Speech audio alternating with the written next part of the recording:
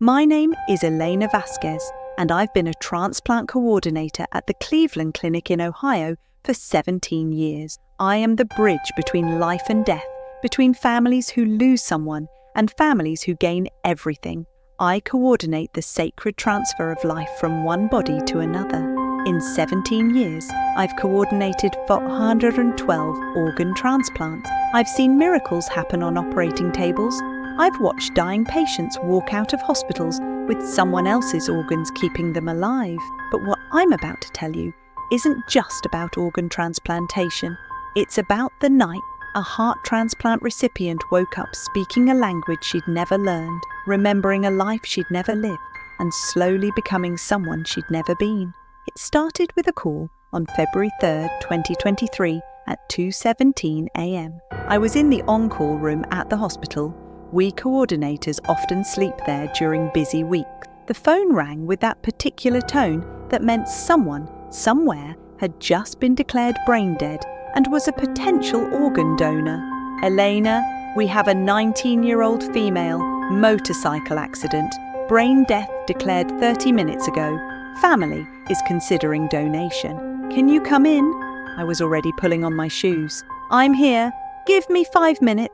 The donor's name was Sofia Reyes, 19 years old, first-generation Mexican-American, studying pre-med at Case Western Reserve University. She'd been riding her motorcycle home from a late study session when a drunk driver ran a red light, catastrophic head trauma. The trauma team had done everything possible, but her brain injuries were incompatible with life. I met her parents, Miguel and Carmen Reyes, in the family consultation room. This was the worst part of my job.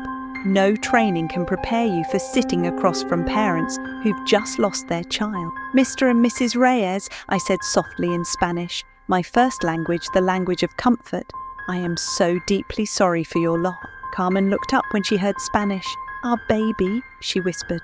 Our Sofia. She wanted to be a doctor. She wanted to save people. She still can, Miguel said quietly. That's why we asked about donation. Sofia signed up when she got her license. She told us she wanted her organs to help people if anything ever happened. I spent 2 hours with them. We talked about Sofia, her love of salsa dancing, her dream of becoming a pediatric surgeon, the pozole she made with her abuela on Sundays, the hummingbird tattoo on her left shoulder. By 4:30 a.m. they had decided Sofia would be an organ donor. I began the matching process. The top match was Jessica Morrison, 36 years old, white, mother of 2, living in Cleveland Heights. She'd been on the heart transplant list for 14 months, suffering from dilated cardiomyopathy. She'd been in the hospital for 6 weeks on an LVAD, a mechanical pump keeping her alive. I called Jessica's transplant surgeon, Dr. Raymond Park, at 5:15 a.m. Ray, I have a heart for your patient, Morrison. 19-year-old donor, perfect match, excellent organ quality. We need a decision within the hour. I'll call Jessica and her family now. Start prepping. By 6 a.m., the entire transplant machine was in motion. Operating rooms were being set up, teams coordinating. I met Jessica and her husband David at 6:30 a.m. They'd been waiting for this call for over a year. Mrs. Morrison, we have a heart for you. Excellent match, young donor. Healthy heart. Jessica started crying. Tears of relief, hope, desperate gratitude. David wrapped his arms around her. Will we know anything about the donor? Jessica asked. The donor was a 19-year-old woman, I said carefully. Pre-med student. Her family wanted you to know she dreamed of becoming a doctor. They said she'd want you to live a full life with her heart. I'll honor her, I promise. The surgery was scheduled for 10 a.m. I stayed with the Reyes family during Sofia's procurement surgery. Miguel and Carmen saw Sofia one last time. Carmen kissed her daughter's forehead, whispered something in Spanish, and placed a small silver cross in Sofia's hand. She always wore this, Carmen said. I want whoever gets her heart to know she was loved. The procurement took 3 hours. Sofia's heart was perfect, young, strong, healthy. Jessica's transplant took 7 hours. At 5:47 p.m., Dr. Park emerged. The surgery was a success. Jessica's new heart is beating strong. I stayed at the hospital that night, monitoring both families. At 11:30 p.m, I finally went home. Another successful transplant. 3 days later, Jessica was awake and recovering well. I visited her on her 4th post-operative day. She looked alive in a way she hadn't before. Colour in her cheek, brighter eye. "Elena," she said, voice hoarse from the breathing tube, "thank you for giving me my life back. We talked about recovery, medications, follow-up appointments, standard coordination. Everything was going exactly as it should. It was a week later when I got the first strange call. Dr. Park called me on February 14th, Valentine's Day, around 3 p.m. "Elena, I need you to come evaluate something with the Morrison patient. She's having some unusual symptoms, and I'd like your input before we escalate to psychiatry." "What kind of symptoms?" "Just come see for yourself. I don't want to bias your observation." I found Jessica in her hospital room with David, her nurse, and Dr. Park. She looked agitated, confused. "Mrs. Morrison," I said gently, "Dr. Park said you're having some difficulties." "I don't understand what's happening to me," Jessica said, her voice shaking. "I'm having these dreams, so vivid. They don't feel like dreams, they feel like memories." "But they're not my memories." "What kind of dreams?" "I'm in a different house, a kitchen I've never seen before. There's an older woman, maybe 60, and she's teaching me to cook something. Pozole, I think. I've never eaten pozole in my life. I don't even know what it is. But in the dream, I'm making it with her, and I know exactly how to do it." I felt a chill. Pozole, Sofia's abuela's recipe. Carmen had mentioned it. "What else?" I asked carefully. "Music. I keep hearing music in my head. Spanish music. Salsa, I think. I don't listen to salsa. I don't even speak Spanish, but I can hear it so clearly." Sofia had loved salsa dancing. Dr. Park was watching me closely. "There's more. Tell Elena about the allergies." Jessica rubbed her arm, where a faint rash was visible. 2 days ago, I ate strawberries with breakfast. I've eaten strawberries my whole life, never had a problem. But within an hour, I broke out in hives, severe allergic reaction. "Did you check the donor's medical history?" I asked Dr. Park quietly. He nodded. "Severe strawberry allergy, documented since childhood." We stood in silence. I could feel my medical rationality warring with something else, a sense that something impossible was happening. I found Jessica in her hospital room with David, her nurse, and Dr. Park. She looked agitated, confused, like she was trying to solve a puzzle she couldn't quite grasp. "Mrs. Morrison," I said gently, "Dr. Park said you're having some difficulties." "I don't understand what's happening to me," Jessica said, her voice shaking. I'm having these dreams, so vivid. They don't feel like dreams, they feel like memories.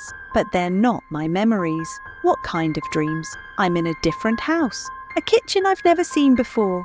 There's a woman, older, maybe 60, and she's teaching me to cook something.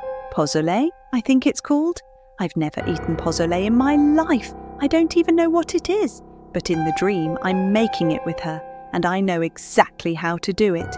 The ingredients, the steps, everything." I felt a chill run through me. Pozole, Sofia's abuela's recipe. Carmen had mentioned it. "What else?" I asked carefully. "Music. I keep hearing music in my head. Spanish music. Salsa, I think. I don't listen to salsa. I don't even speak Spanish. But I can hear it so clearly, like someone's playing it in the next room." Sofia had loved salsa dancing. Her parents had told me. Dr. Park was watching me closely. "There's more. Tell Elena about the allergies." Jessica rubbed her arm, where a faint rash was visible. 2 days ago, I ate strawberries with breakfast. I've eaten strawberries my whole life, never had a problem. But within an hour, I broke out in hives. Severe allergic reaction. We had to give me antihistamines. "Did you check the donor's medical history?" I asked Dr. Park quietly. He nodded. "Severe strawberry allergy, documented since childhood." We stood in silence for a moment. I could feel my medical rationality warring with something else, a creeping sense that something impossible was happening. "Is this?" Jessica's voice was small, frightened. "Is this normal after a transplant?"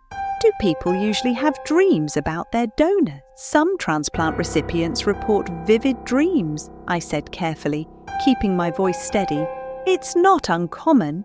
The stress of surgery, the new medications, the psychological impact of receiving someone else's organ, it can all create unusual mental experiences. But even as I said it, I knew this was different. Dreams were one thing, but developing a new food allergy that precisely matched the donors, that wasn't psychological.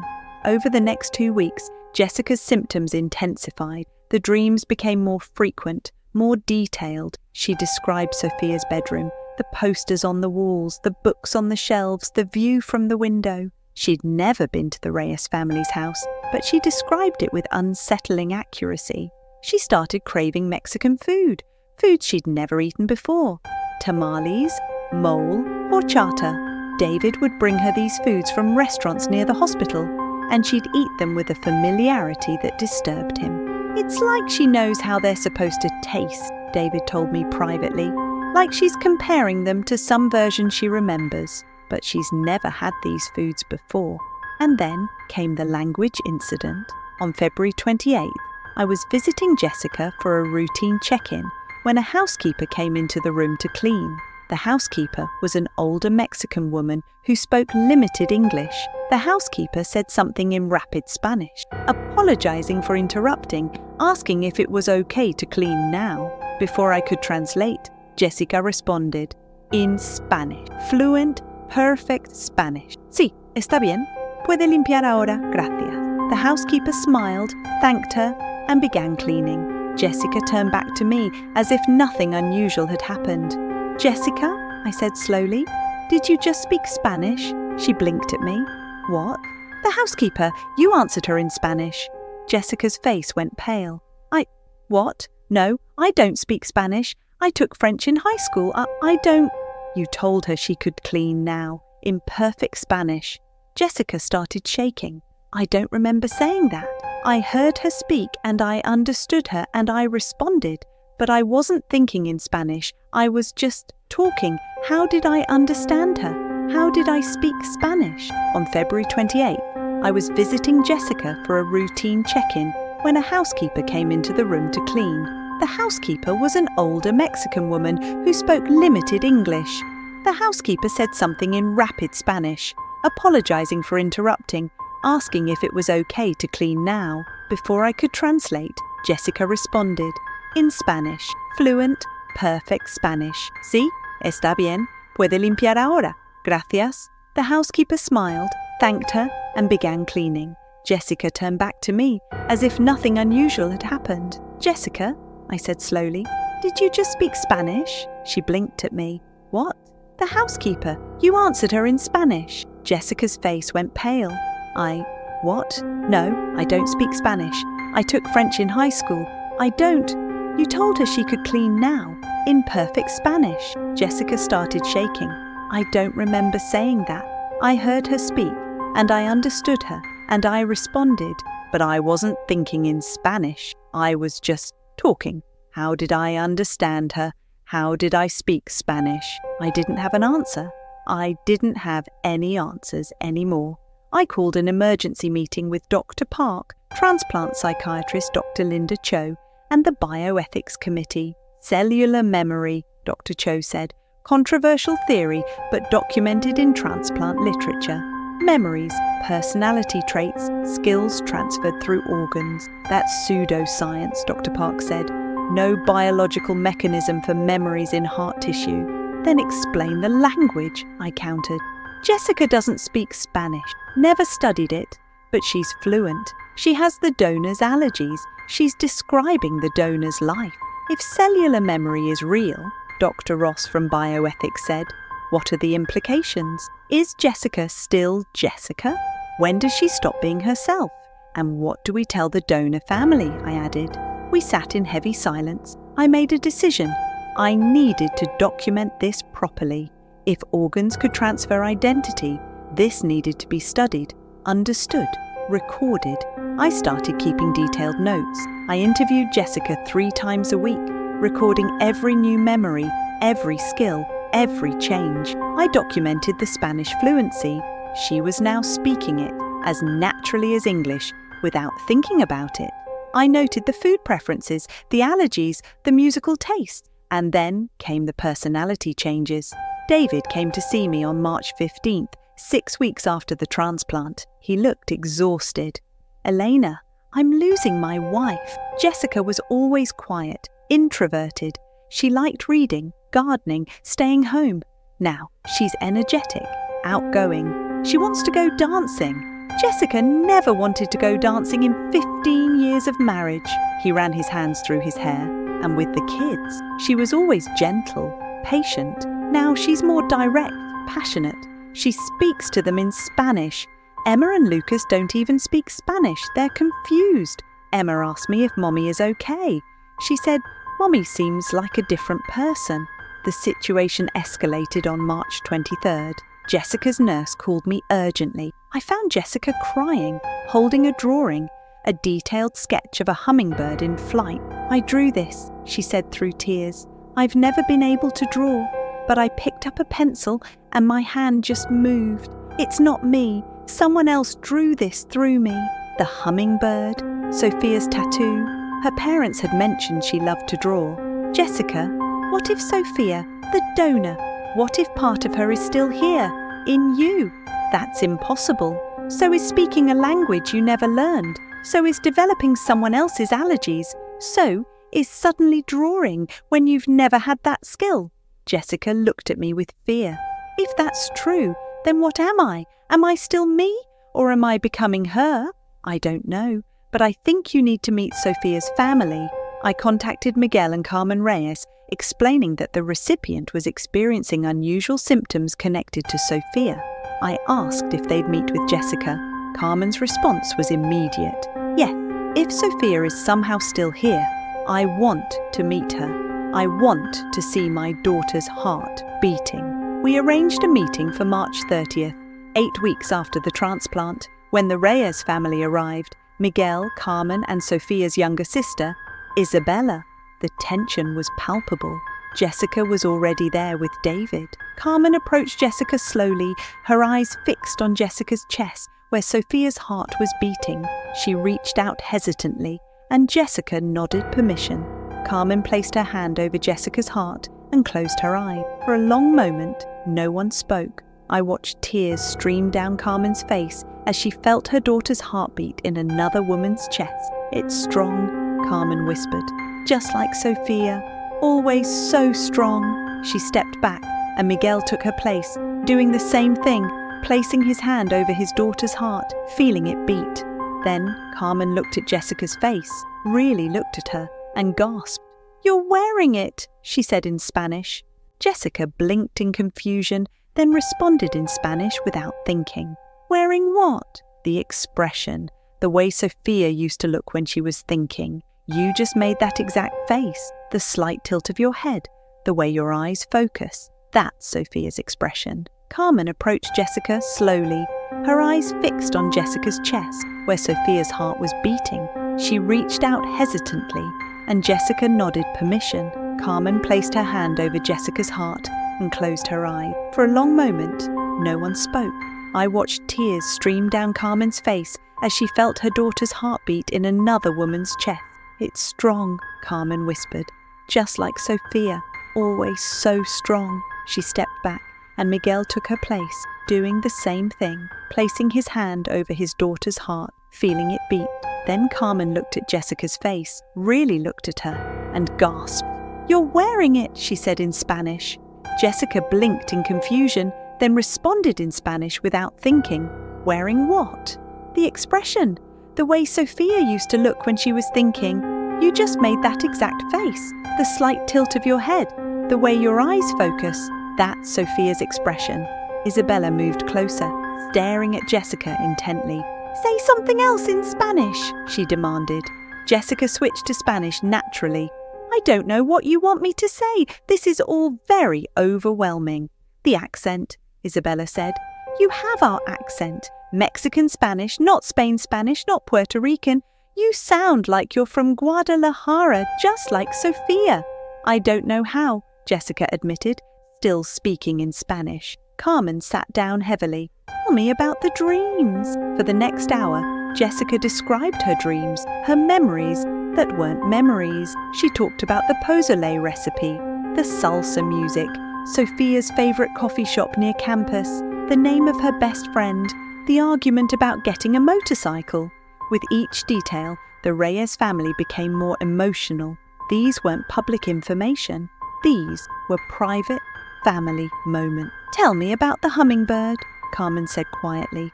Jessica switched to Spanish naturally. I don't know what you want me to say. This is all very overwhelming.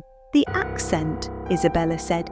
You have our accent. Mexican Spanish, not Spain Spanish, not Puerto Rican. You sound like you're from Guadalajara, just like Sofia. How is that possible if you never learned Spanish? I don't know, Jessica admitted, still speaking in Spanish. I don't know how any of this is possible. Carmen sat down heavily. Tell me about the dreams. Elena said you have dreams about Sofia's life. For the next hour, Jessica described her dreams, her memories that weren't memories. She talked about the pozole recipe, the kitchen in the Reyes house, the salsa music. She mentioned details she couldn't possibly know. Sofia's favorite coffee shop near campus, the name of her best friend, the argument she'd had with her parents about getting a motorcycle. With each detail, the Reyes family became more emotional.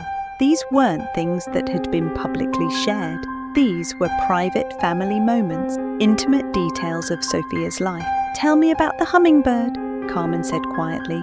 Jessica reached for a sketchbook. She'd been drawing constantly over the past week and showed them her sketches, page after page of hummingbirds, drawn with skill and artistry that Jessica insisted wasn't hers. Sofia always drew hummingbirds, Isabella said, her voice breaking. Always, her whole life. She said they represented the soul traveling between worlds. Miguel leaned forward. What do you remember about the accident? Jessica went very still. I don't think I should have those memories. I wasn't there. But you do remember something, he pressed, don't you? Jessica's voice dropped to a whisper. I remember headlights, the sound of impact, the feeling of flying through the air, and then pain, terrible pain, and then nothing, and then she touched her chest right over her heart, and then I woke up here, in someone else's body. Carmen started sobbing. David moved to comfort Jessica, but she waved him off gently. She was staring at the Reyes family with an expression that was both Jessica and not Jessica. I'm so sorry, Jessica said, and I couldn't tell who was speaking anymore.